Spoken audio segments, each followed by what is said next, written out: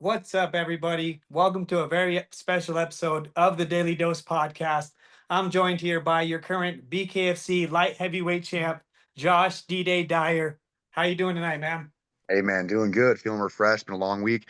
Just finished a big project in my painting business, so it's nice to kind of just chill a little bit and get out of the heat a little. That 100 That's degree day awesome, is man. just That's terrible. awesome. I'm glad you brought that up. Actually, before, of course, we'll get into fighting. But so you have a painting business as well?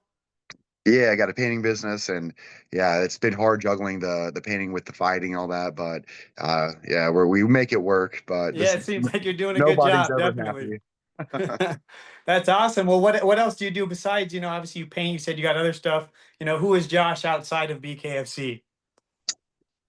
You know, uh, I got three kids at home. We try to be really family oriented. And the other biggest thing is just like I'm always just trying to like spread awareness about all the things going on in the world. I piss off a lot of people because a lot of Yeah. a lot of people like that mainstream, CNN shit. And I'm just like, hey guys, listen, like it's all the news stations, so I try to get out like current events, people can be informed so that comes with a lot of lash back, a lot of getting my accounts canceled and all that shit. So yeah, that's pretty much it. I just want to wake the world up to the bullshit and see if we can't make a difference. Hey, that's good, man. So have you had issues with any like Instagram or any social media in particular where you've had some issues? Oh yeah, I've been canceled several times That's already. crazy. You just keep Yeah, restarting it and getting right back to it. you can't keep a good dog down or whatever the saying is. No, definitely. I'm out here, dude. They can lie all they want, but when you know the truth, you have a responsibility to share it. So I try to keep that rolling. Oh man, you're doing great. So, can you walk us through kind of your journey in combat sports in general? I know that you were pro in MMA as well. You had an amateur background there. Kind of what transition from there to bring you into the BKFC? Yeah, so I started MMA like 10 years ago, no, maybe like 11 or 12. But I just always thought it was cool. I was working at Applebee's and one of the cooks was like, "Hey, dude, you want to come and like do some training for cage fighting?" And I was like, "No freaking way." I was like, let's give it a shot." And I did good. I had a pretty good amateur career, 17 wins, two losses, and I went pro. But about that time, I'd started having kids, and I wasn't really as dedicated. So my pro career, I was a 50-50 fighter. I'd win one, lose one, win one, lose one, win two, lose two kind of thing. And yeah, I thought I was just kind of like running the course, and so I was just like, yeah, I retired and from that, and then thought I was done. And then one day my manager called me up and he was like, dude, listen.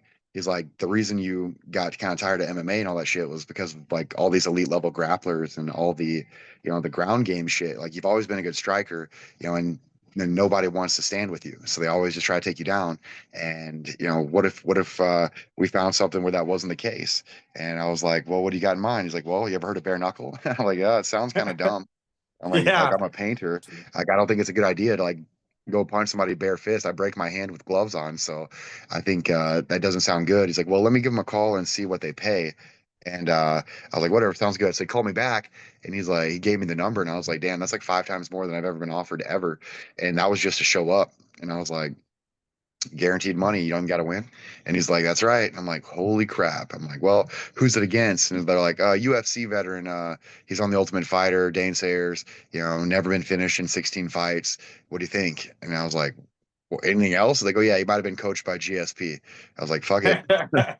Sounds like a way to get right to it. Yeah, like let's get it. So I went out there, I finished him in one round, and then then I in that fight, it's one of the fights where I'm not the most proud of because like I didn't have a pay-per-view slot or nothing. Like it was up for Valor, Ken Shamrock's show. And right before my fight, Ken Shamrock and his crew came over and they're like, hey, just so you know, like all the pay-per-view slots were previously filled, but there's one more for the entire undercard. And whoever gives us the most entertaining fight is going to get the pay-per-view slot. And I was like, all right, new game plan. So I went back to my Yeah. I was like, all right, guys, we like to change shit on the fly. I was like, I'm gonna go out there and act like a psycho. I'm gonna like be like freaking licking blood and like, like going. This is gonna That's be what you got all. to do. It's gonna be all theatrics. I'm gonna be screaming and shit and acting crazy. And they're like, all right, sounds good. So I went out there, I did that, and then afterwards they came up to me like, yeah, dude, you get the slot. So I got like a 250,000 views on that video. That got me a call from Bare Knuckle Fighting Championships, which was all I really needed. I was like, just get me in the door. And then they set me up with Jared Warren, and I didn't realize like they were actually trying to set me up. My previous manager lied to me about his credentials and all that shit.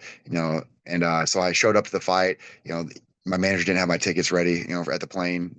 So we got the airport. The tickets weren't ready. We got down there. He told me he's gonna have my shorts ready, a sponsorship check, and my banner. None of that was ready. He wasn't even there. He made up some bullshit story about why he couldn't be there, and he lied about how much money I was getting for the fight. So it was just a terrible experience. Like I went down there. Since I didn't have shorts, I had to like run into, Target and like look for some shorts to fight last minute. Couldn't find anything except for like these shorts with pockets in them and shit. And I was just like, God, I look so unprofessional right now.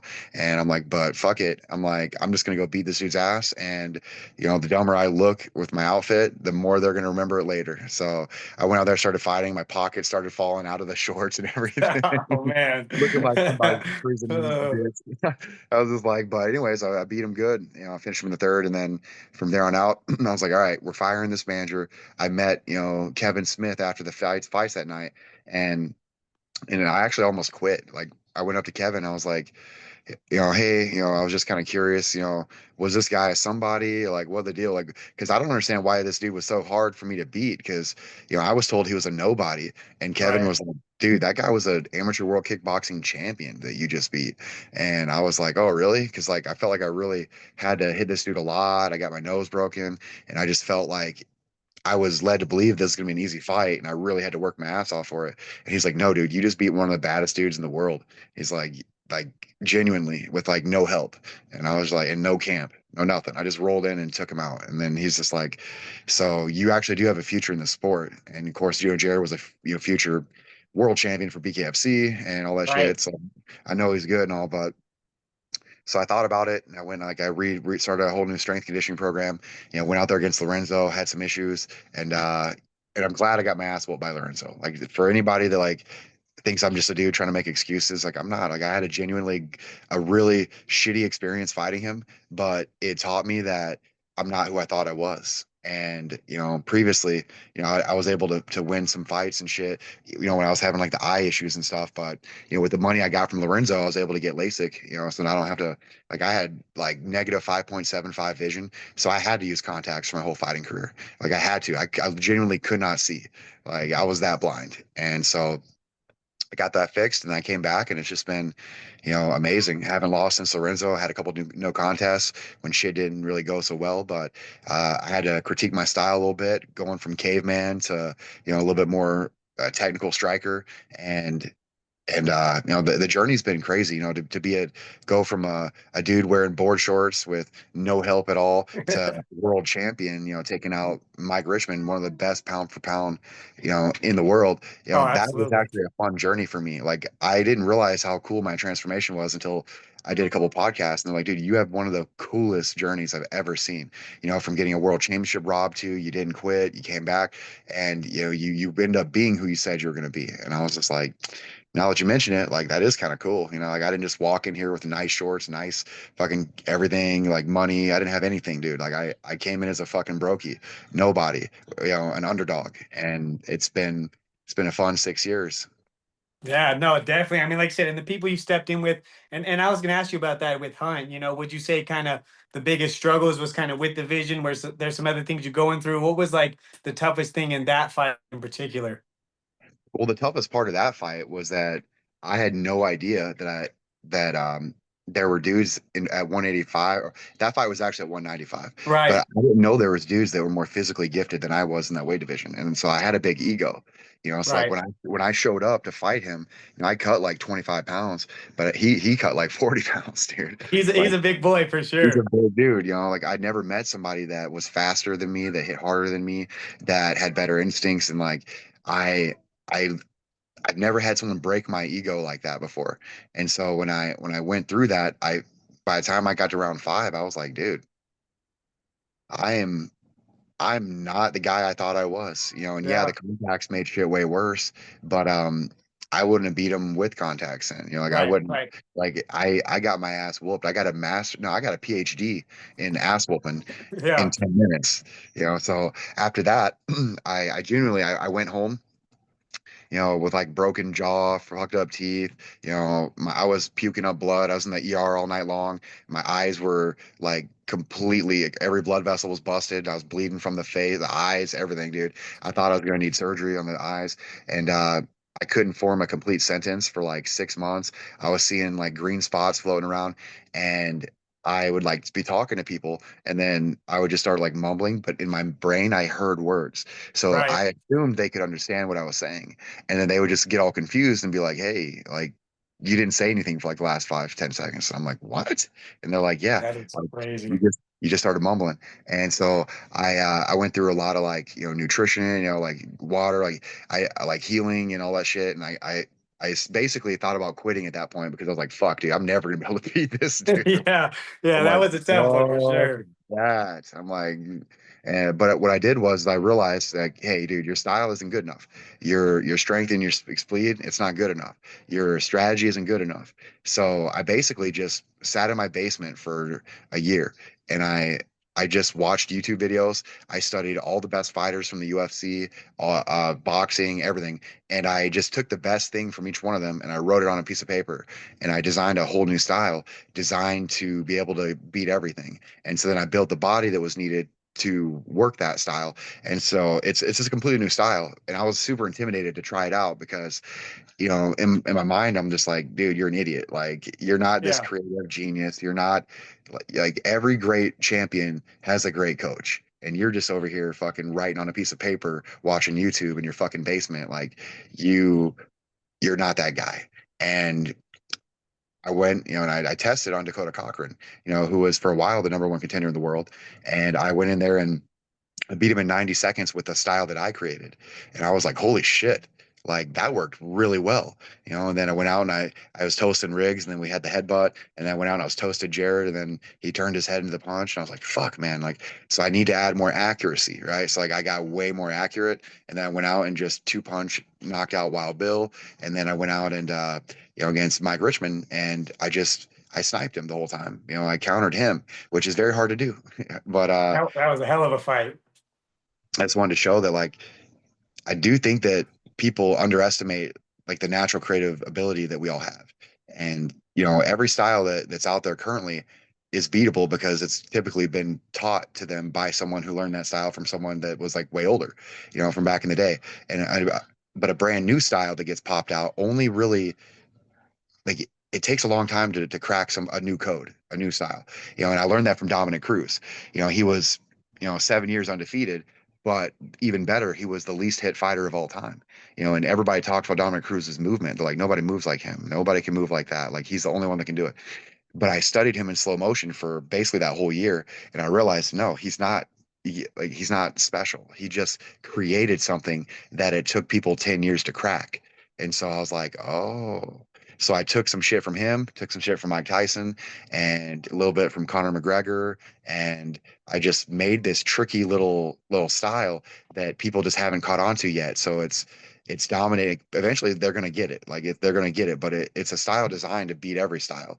But every style has a weakness, and it's gonna get exploited. But for now, it's new. It's hot. It's working for me. It's changeable. I can flow between different styles while I'm fighting different guys, and we have a good team, good strategy, good strategist. We have good strength conditioning. So when I get in that ring, I expect to be the stronger, the faster, the smarter, the more durable, the better movement, better footwork, better hand speed, better accuracy. I expect to be better in every single category than my opponent, except for maybe one where they're like a legend at, like or like timing or some shit. Like, but if I can show up with like 10 advantages, I expect to win that fight. And that's kind of just what I do. That makes a lot of sense. Would you say kind of so would that be the biggest maybe switch in your careers once you realized I put this game plan together, I'm gonna take a little bit from here, take a little bit from here. When I put it all together, now I'm the absolute best version because I have so many different tools to beat, kind of guys who maybe be one-sided or only a couple ways that they kind of go out there and win. Absolutely. Yeah, the style, it's basically designed to neutralize the best weapon out of every opponent. I can watch their videos and I can see, all right, basically these guys are good at like two or three moves. That's their go-to, right? They'll always go to that. So basically what I do is I learn how to shut down those specific movement patterns that they do, And once I neutralize their best weapons, I then find a way to punish them for using their best weapons. So if it's Jared Warren and he breaks everybody's face with a left cross, my entire camp, I'm making people pay for throwing that left cross. So when he throws it, I step off the center line, it misses, and then I wreck him, and he goes flying, and that gets me in close now because Jared's dangerous on the outside, but on the inside he can't do anything because he's too fucking tall and lanky. He can't generate any torque, but I Right. can. But it doesn't matter what I can do on the inside if I can't get there safely. So I lure his power shot. I present to him my head. Everybody watches me like, dude, Josh's chin is too high. I want you to throw that punch at my chin. Like I expect you to throw it. And when you throw it, I'm gonna move over and then counter and close distance as well. I didn't do that on Mike Richmond because he's the better inside fighter. Yeah. So I sniped him from the outside. And if I could get inside and throw a couple shots, I'll do it. But I'm gonna chill on the inside with Mike. I'm like, so I just take every person's body structure, their gifts, neutralize their right. Like so with Mike, his right hand, dude, it's lethal, right? You'll notice that he basically fucks everybody up with the right hook, but he didn't touch me with the right hook once during the fight, unless I had closed distance on him against the ropes, in which case I was now in his range. But he didn't Yeah, catch that me. makes sense. He didn't catch me at all on the outside ever. The whole fight, his right hand was shut down. I shut his right hand down with my lead hand with that pawing motion that I was doing. I just Mhm.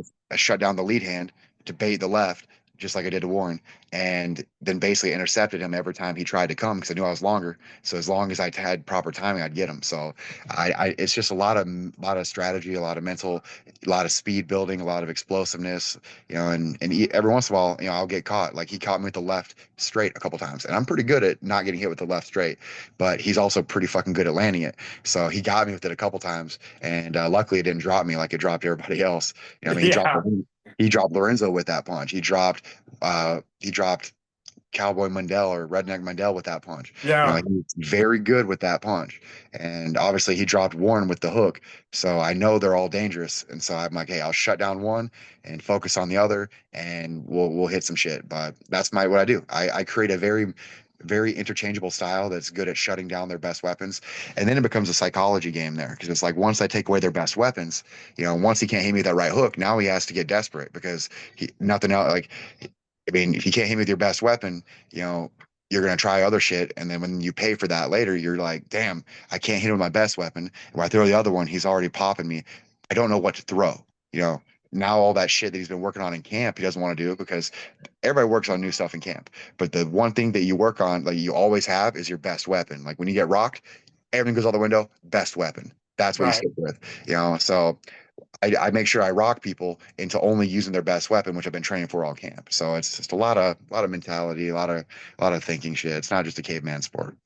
No, definitely. And I think that happens kind of across MMA, boxing, BKFC, wherever people have one or two weapons and they're in that really, really high level fight and they can't use them anymore. They kind of Yeah. don't know what to do, right? Like you see the guy that wrestles everybody, all of a sudden he gets stuffed. He doesn't know what to do.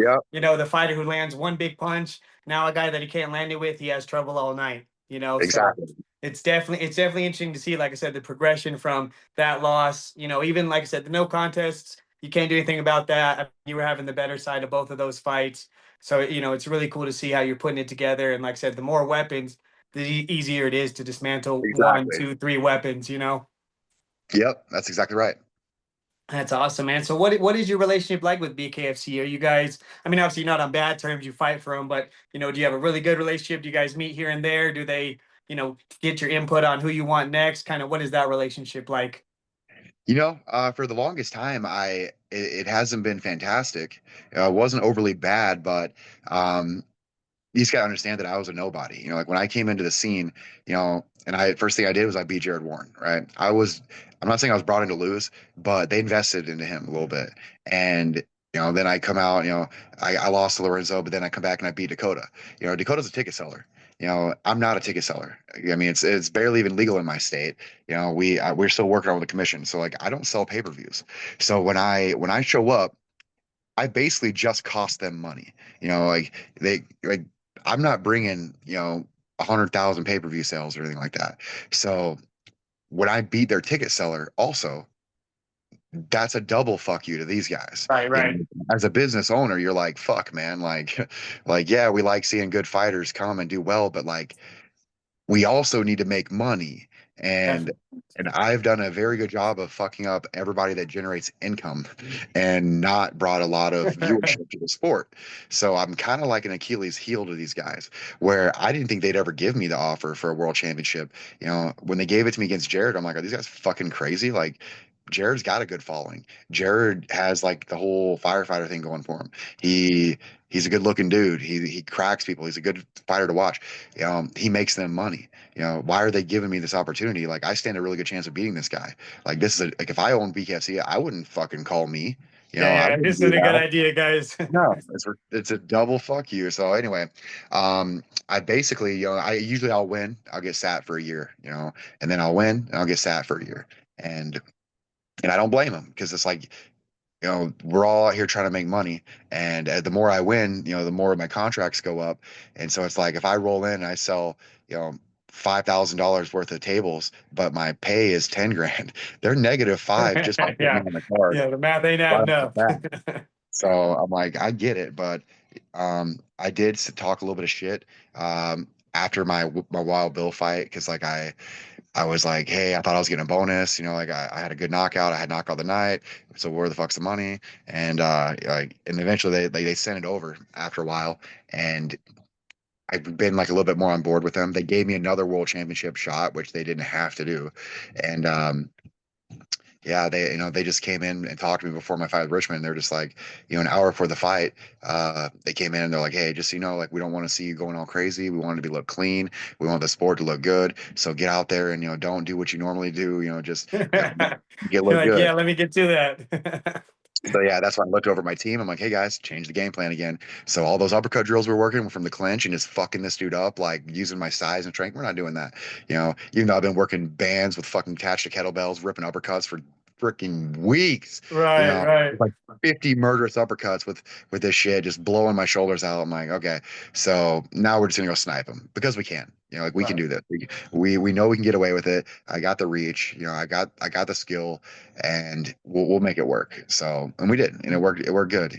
That's why it's good to have a versatile style that you can make shit up on the fly. Just like Floyd Mayweather said, the best fighters know how to like they can go out round one and they can do whatever, but they're making reads the whole time.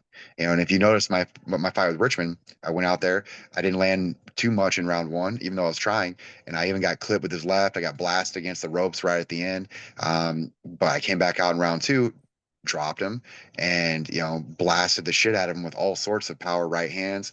Came back out round three, and I started landing the left hook now.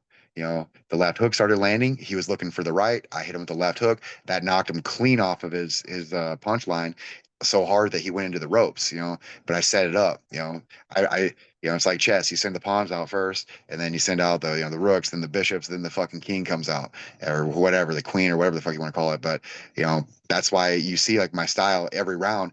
Increasingly, there's more aggression, there's more punch output, there's more damage being done, and I'm gaining reads the whole time. I don't like to go out and just go ape shit until I catch a read, unless I'm going against Jared, who only has one good punch typically. Yeah, yeah.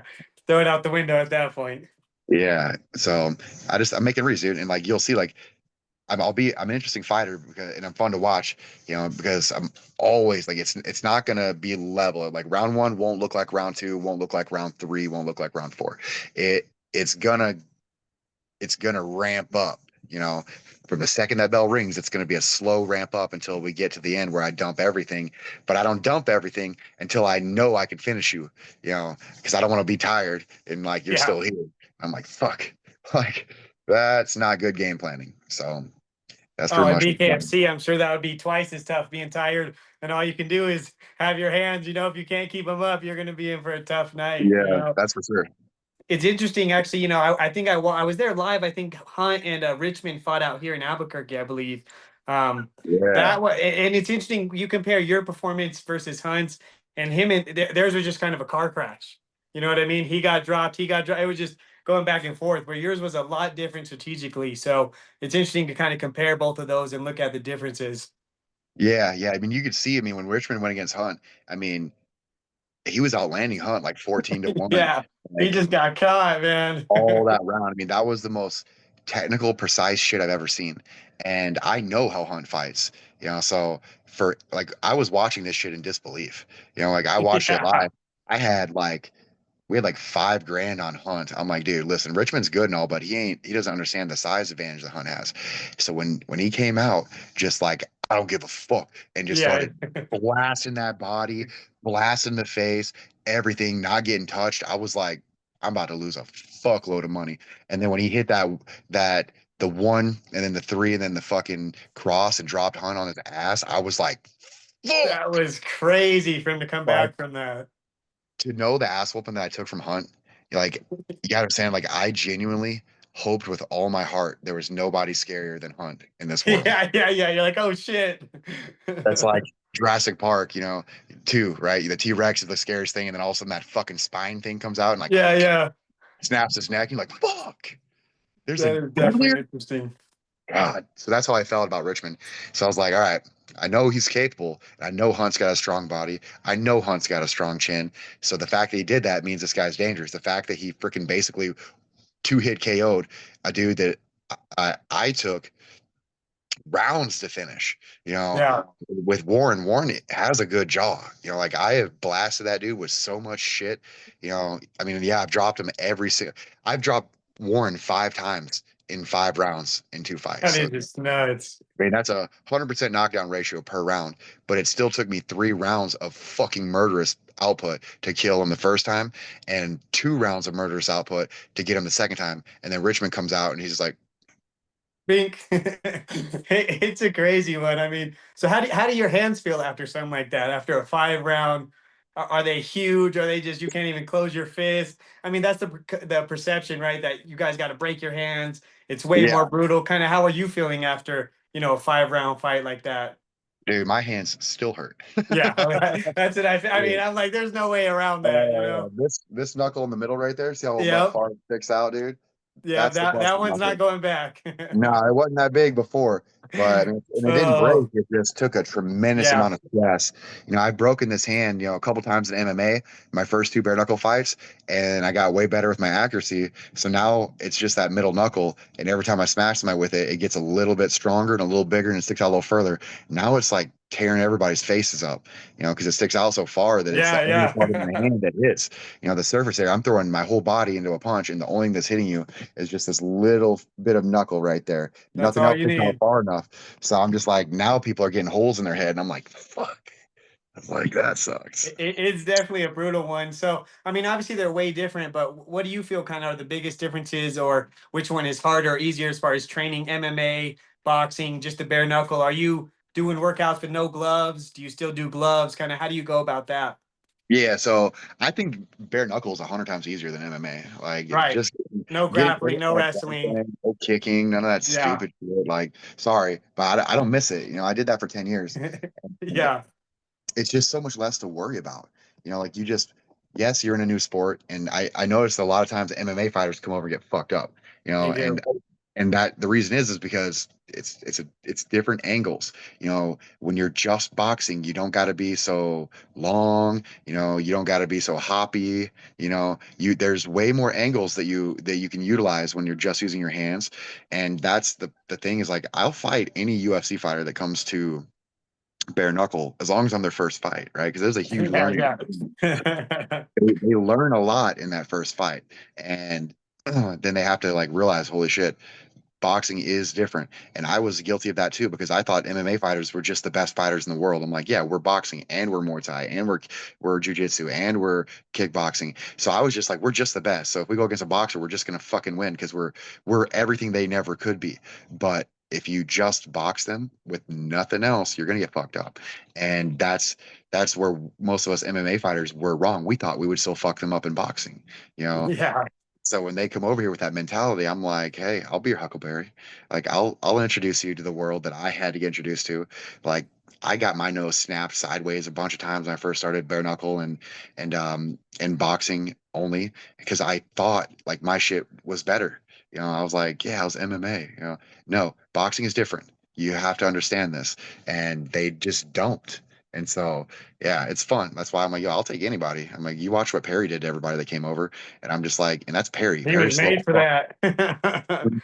That is great. Do you think that's the biggest difference, I guess, is not having the gloves and kind of the brutalness of it, right? Some guys that are only like more grappling, not even as brutal in MMA or boxing. They'll come over into bare knuckle, which never seems like a good idea to me, right? You're gonna have no gloves, so the distance is a lot different. But it's that brutalness of just standing and banging, right? Yeah.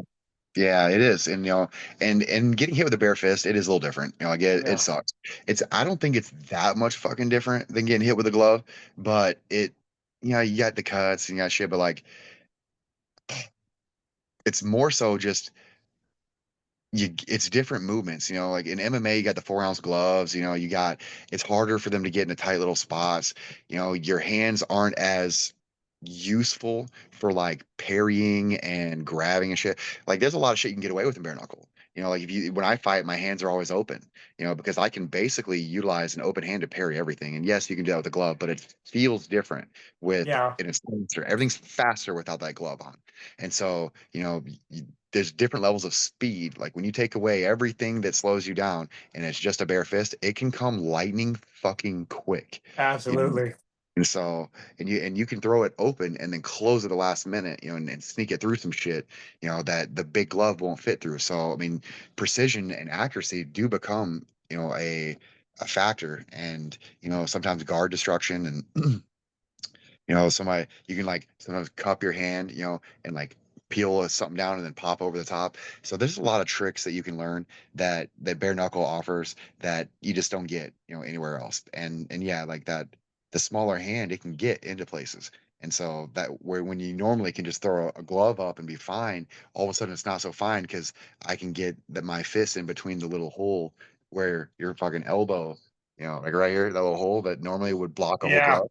That ain't blocking I It's mean, yeah, I nothing got now. hands, but it's gonna get in. And so, yeah, so you don't waste your time doing those blocks. You got to figure out different shit. And if you don't understand parrying and like intercepting punches and shit, like you almost like playing like patty cake. You gotta Yeah. deflect a lot of these punches because they can change direction so quickly.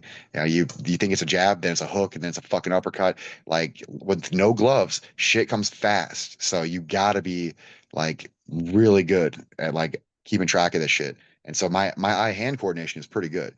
I can deflect most punches. So like almost nothing hits me whenever I'm in the fights. Like when I left Mike Richmond that night, I didn't have a mark on my face. Like I barely got touched. I did get hit a few times, but it wasn't enough to really leave a mark. So Yeah, it's interesting. I think a lot of people don't realize just not having that glove, just that little bit, allows you to be faster. It makes defense harder. It creates so many different things. It's a very interesting sport, but I think for me, like when I see people go in there that aren't brutal, that's like one thing you have to be is you got to have that dog, right? Like if you're just here for sport, like some people are in boxing or MMA, it never goes well in BKFC. I'm always like, don't do it. I had a bad injury in 2023, but I trained at Jackson's for about six oh, years, so I has just started to get going as an amateur, competed a little kickboxing, and then I had an injury. But it's interesting to see when well, not even related to fighting. I was on a vacation in Mexico and I broke my L3 and my L4 in my spine. So um, it's wrestling a shark or what? and I wish, right? That would be way cooler. I fell off a wall, I broke my L3 and shattered my L4. And so it took a while. I'm finally, about 2 years later, I'm finally starting to run and lift and stuff again, So, hopefully Good. I can get back and do some stuff. I love the sport, but it was interesting. Every time they had cards out here, there was guys that, I see did not do really well in MMA or whatever it may be, and they'd go to BKFC and they usually did not go well at all. No, It's like, it's you not one to learn. play with. Yeah, we always thought that I mean, when you see BKFC in the beginning, it did genuinely look like a place where UFC fighters just come to like die and shit. And so I was Yeah. like, yeah, it kind of seemed a little backyardish. The bare knuckle thing, it seemed kind of like all bare knuckle organizations seemed kind of like they were like the trashier version of UFC, just bringing in people and then just getting fucked up and dipping. And now I'm realizing that damn, dude, this is actually like pretty legit. Like some of these guys are really freaking good. And when you see guys that like Perry, honestly, I don't think he's that good. But when he's Yeah. like multiple UFC champions and shit, like when they come He over, can take a smack and give one. yeah, I'm like, just so you know, bare knuckle is different, and it's different in so many ways.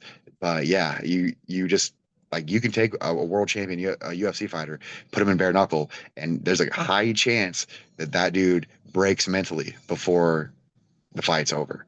It's Yeah. I'm telling you, once your nose gets snapped over, and because you didn't see that punch coming, you just don't want to be there. You get a tooth knocked sideways. Now your mouth guard doesn't fit right. Luke Rockhold was right out of there, right? He was like, I'm good. As soon as he lost his tooth, he was He's like, like, I'm out, guys.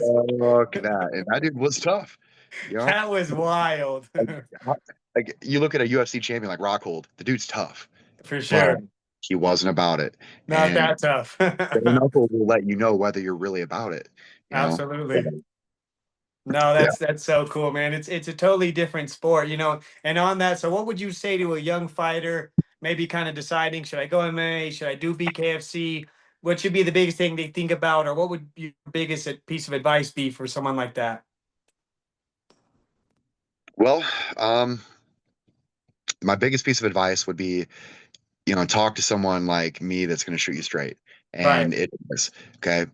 If you think that you're going to come in here and get rich and get bitches and you're going to be like never back down and it's going to be fucking cool, that's not the case. Okay. For one, no chicks come to this that are single. Okay. This is a dude sport. If you ever go Yeah. to fights, it's all dudes, and the only chicks that are there are with dudes. Like, women Yeah. don't give a fuck about this stuff. So that's one. Too brutal. Number two, there's no money until you are the man, Right. and when I say the man, I mean like fucking Perry. Like Yeah, I very. just won a world championship and I made 20K, bro. You know, I made That's 20K. yeah, Half of yeah. it goes to your camp, and so you have 10 grand left over. Okay, That's 10 grand terrible. for a 10-week camp. I make 10 grand in, you know, One two paint weeks. job. Yeah, yeah, no, that's crazy. So you miss your family. I lost everything on this, dude. Like on my journey to be the best. I unfortunately, it cost me a lot. Like I'm single now. Like I was offered, hey, if you want to make this work, you can't be doing fighting anymore. It's taking all like you're not making enough money because you're only painting like 3 hours a day because you're working out 3 times a day. And like my ex had to cover the bills and shit, and it was just fucking humiliating, to to try to be the man of the house whenever your children's mom is holding the fort down for you, and you just keep telling her, hey, I'm going to be the best, I'm going to be the best, I'm going to be the best.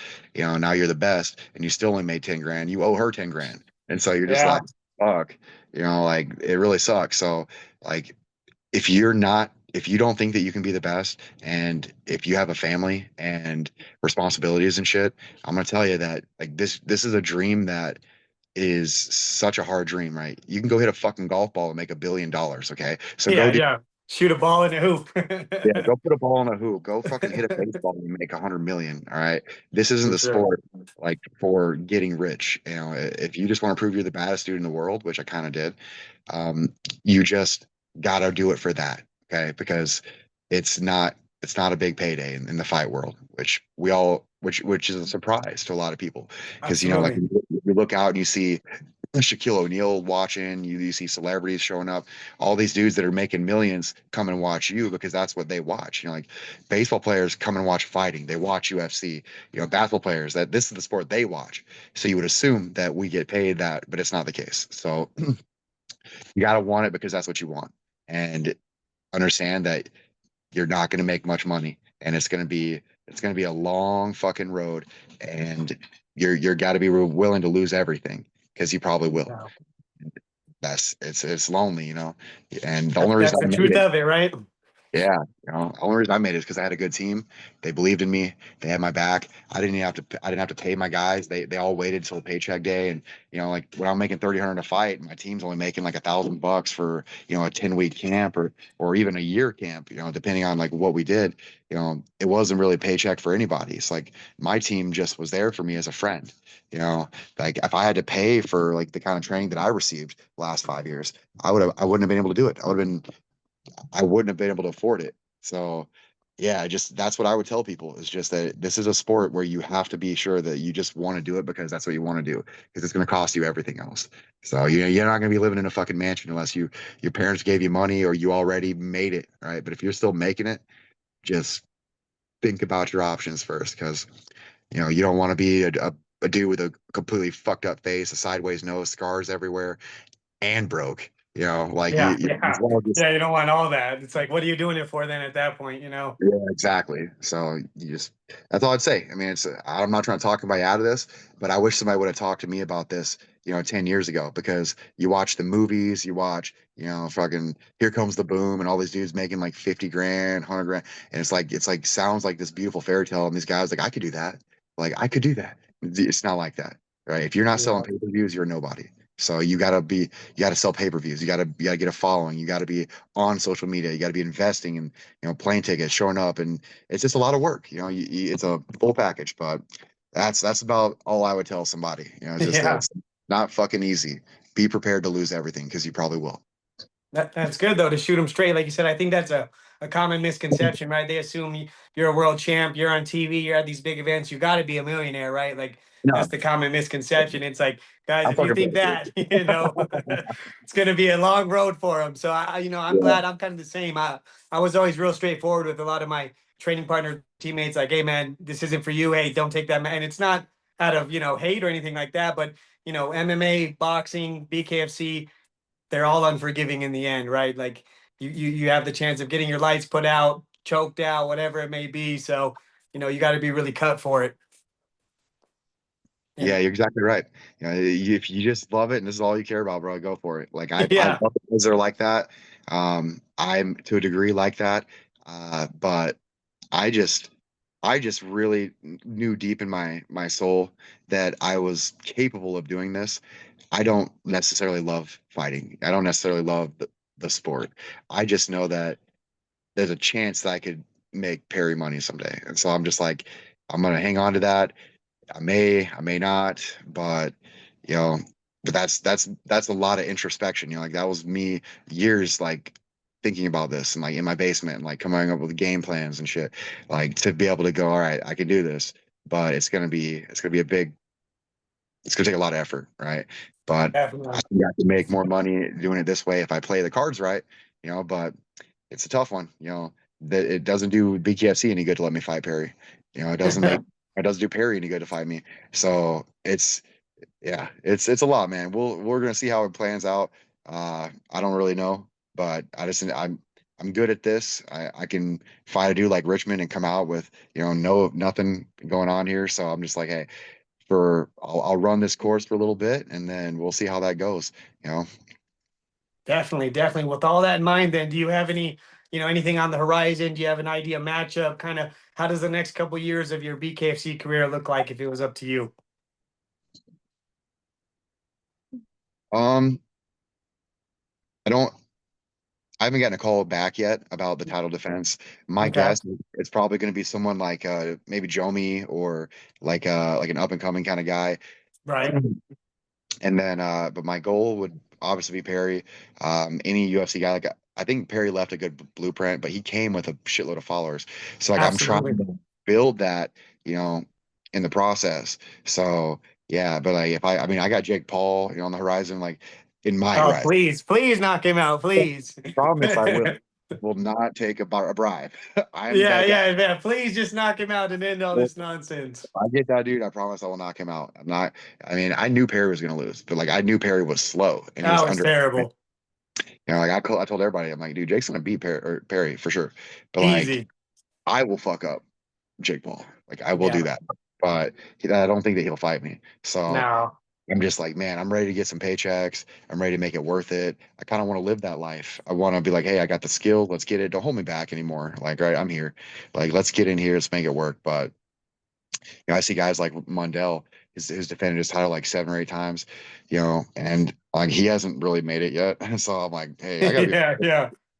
It's definitely not easy. He's talking about quitting if they don't like hook him up with something good. And I'm like, and I'm just also trying to like make it work. But I understand that I gotta become a superstar outside of the sport. Like using their platform is cool and all, but that costs them money, to like even give me that spot. So like I gotta go out and get followers and do my own shit and like become a little social media star, which I hate social media. Yeah. So It's one of those things you just got to do. You know what I yeah. mean? So I'm Find gonna ways roll to with get it. your name out there. Yeah, without getting canceled every fucking year. Hey, we'll keep pushing. I know we'll keep getting you out there. We'll do our Yeah, part, and appreciate that. yeah, man, it's been a great conversation. I truly appreciate your time. I know it's a Saturday night. Couple last couple things. Kind of, what's the rest of your Saturday night looking like? We just hanging out? We enjoying the rest of the night? I might go for a motorcycle ride in a little bit. So I did reward myself with my fight money, and I bought uh, an intruder. So it's like a 1400 Okay. cc. It's got some ape hangers on it. It's kind of cool looking. Sounds beastly. It's not a Harley, right? Yeah, I yeah. No, go get a cruise in. haven't got Harley money yet, but it looks like a Harley. So everybody's like, nice Harley. I'm like, yeah. This Hey, is we'll get you there. We'll get you there, man. You it's deserve it, Suzuki. definitely. But that's all right. You can think it looks like a Harley, but I might do that. But the biggest thing was just I had to get out of this heat. Like I bust out a big painting project, and I came up pretty good on that one. So I'm sitting pretty right now. But it was hot all week. I haven't slept much this week, so I'm just chilling today, man. Like I'm just genuinely Yeah. trying to just relax a little bit and just enjoy the AC. It's still like 97 degrees outside, and it's 9 o'clock at night. You're So like, come on, give me a break. yeah, I took a nap earlier, which I don't really get to do that ever. So that's just what I'm doing. Nothing crazy. I'm enjoying feeling good right now. I feel rested now. I feel cool, chill. Took another shower. So I'm like, all right, I might just freaking go to bed early again. Hey, sometimes that's the best when you always got stuff going on, right? Sometimes it's nice to Yeah, just do nothing. yeah, that's So exactly how I'm feeling. that's Yeah, awesome, man. what do you got planned for the rest of the night?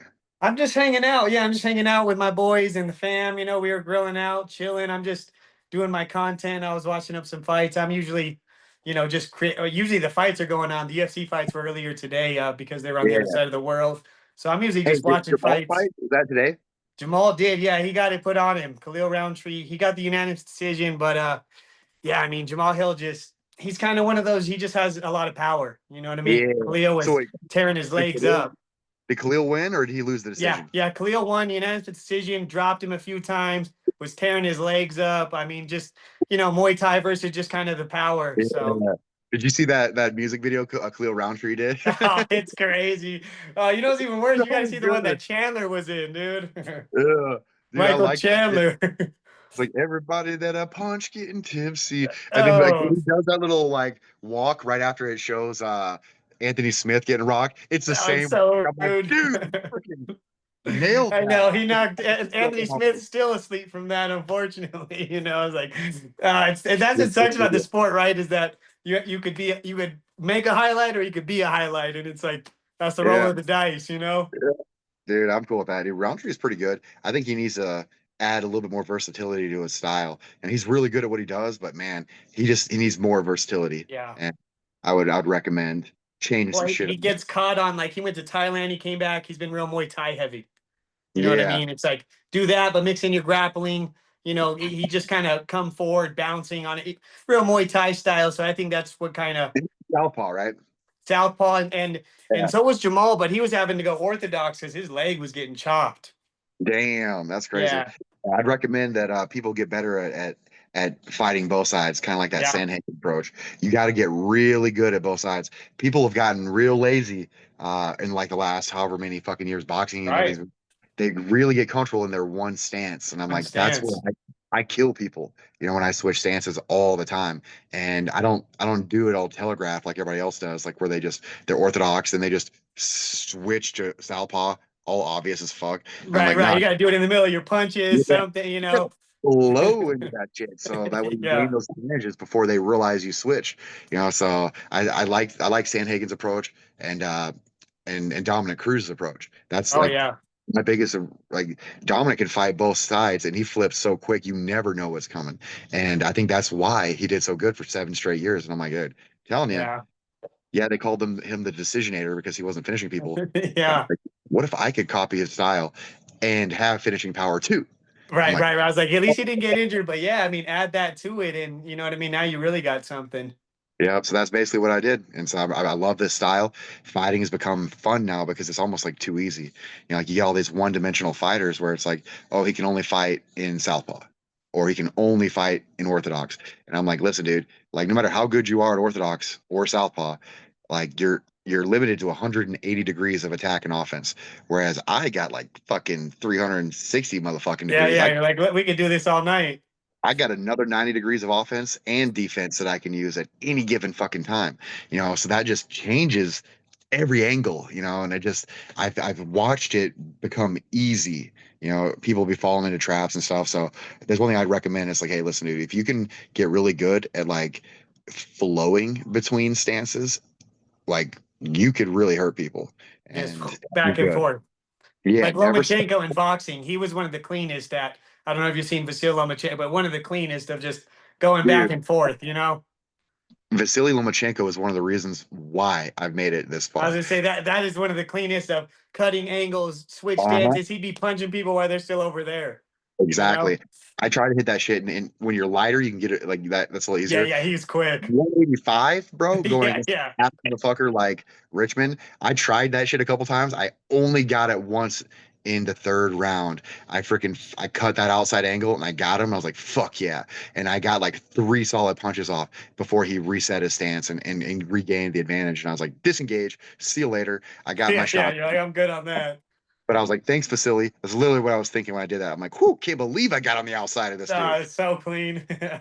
I'm sure that's a cool feeling too to actually do it besides just Yeah, watching it, you it know? is. I'm like, I'm just gonna go for it. And I just freaking threw the punch, hit the angle, and I'm like, I'm almost behind him.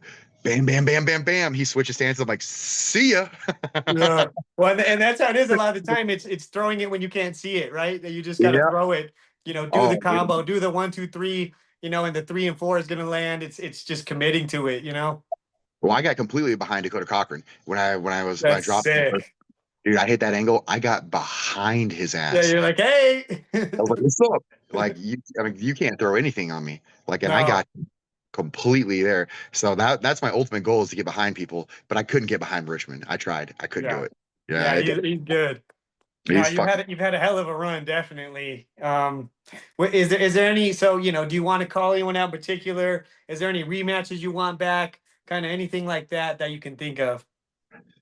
I don't really have any rematches I want. The Warren trilogy sounded cool Yeah. until like him and his team kind of were kind of like taking forever. Like, and I just felt Kind of like stalling. I felt like I was stalling for a while. However, I after talking to his team after in Albuquerque after the fights, um, I have a new respect for them. Guy, there was his team was very cool, very respectful, very chill, and I think that I would entertain that a little sooner than I was previously doing, especially when because like I always wondered why they gave me the first world championship fight against Warren. Because Right. remember when we were talking about business, I was like, I wouldn't have done that, you know. Yeah. And I told that to those guys, and they're like, that's because we asked for it. And I was like, what? And like, yeah, that first world championship fight, we actually asked for you. And I was like, that actually sounds super fucking believable because there's no other reason they why they would they were call. hoping it would go a different way Dude, I've there. been racking my brain for like 2 years. I was like, why the fuck did they call me for this? Like, Yeah. I'm not worth it. And they were like, no, we asked for you. And I was like, fuck, now I feel like shit. Like, so, Never mind, guys. Never mind. Never mind.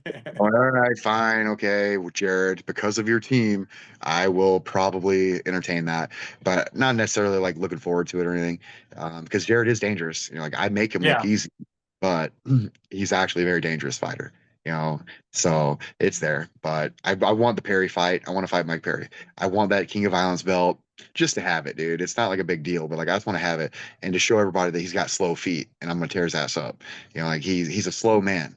And he thinks he can take shots, but he can't take my shots for that long with those slow feet. If he had Yeah. like quick feet like Richmond, he'd be a way bigger fucking problem, but he's slow. He's a stick in the mud, dude. He eats shots and then tries to give one big one and blast everybody. I'm like, you ain't gonna catch me like that, dude. I'm too quick. I'm too slick. Yeah. So That was his biggest problem in the boxing fight with Paul. He was just waiting. Even I don't know if you saw the other day, he sparred Sean Strickland, and yeah, Strickland was whooping his ass. I was like, damn, Strickland. But Strickland is slow. And so I'm like, I guys, know, like, damn, like this Strickland. is the dude that like was in my inbox talking shit. And I'm like, guys, I literally, like Vasily Lomachenko, right? He does footwork drills. He was in dance class. He works his ankle mobility. He is all about being on his tippy toes and fucking being like very, very, very fast with his feet. And people paid the price for that. And that's what I've been doing, man. Like I Yeah. bought some barefoot shoes. I walk on my tippy toes, brother. I look like a ballerina walking around there, motherfucker. Like I am fast on my ankles are quick. My angle switches are quick. Everything starts from the feet. Like your feet, fast hands is fast punches, fast feet is fast power. And that's where I really hurt people is I'm always cutting angles and generating massive amounts of torque, even moving backwards because of my feet. And so people underestimate that shit. And I'm just like, guys, like you got to get those feet quick. And then Perry's over here stomping around, like McGregor would say, is stick in the mud. I'm like, dude, Yeah, he's that's slow too and still in the mood. that one defect in your style basically confirms that there's like zero chance that you can beat someone like me.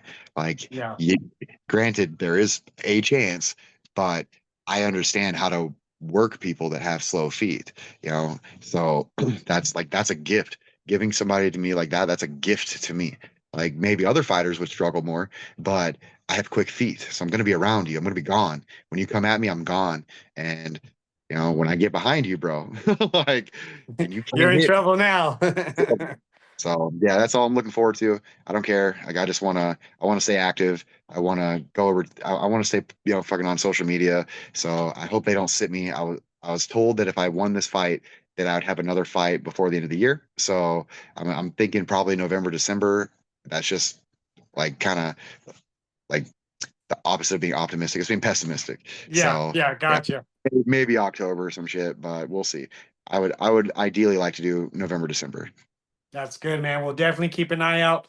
Like I said, I really appreciate your time tonight. What would be your final message for all your BKFC fans out there? What do you want to let them know?